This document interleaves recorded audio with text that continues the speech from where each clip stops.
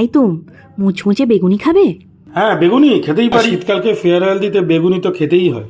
চলো তাহলে ভেজে খাওয়াই গোল গোল মুচমুচে বেগুনি। বাড়িতে বানাচ্ছি বলে বেগুনটাকে প্রথমে গোল গোল করে কেটে নিয়েছি। তারপর একটা পাত্রে 6 চামচ বেসন নিয়েছি আর 3 চামচ কর্নফ্লাওয়ার নিয়েছি। তাতে দিয়েছি নুন, হলুদ, লঙ্কার গুঁড়ো আর অল্প পরিমাণ বেকিং সোডা। তারপর অল্প অল্প জল দিয়ে একটা থিক ব্যাটার বানিয়ে নিয়েছি।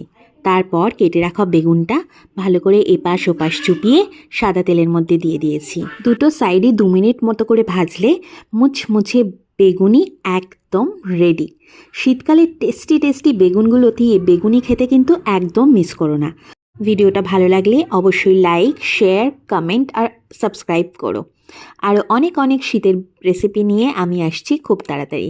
আর বেল আইকনটা প্রেস করতে একদম ভুলো না কিন্তু। ভালো থেকো আর এই গরম গরম বেগুনি মুড়ি দিয়ে খেয়ে ফেলো।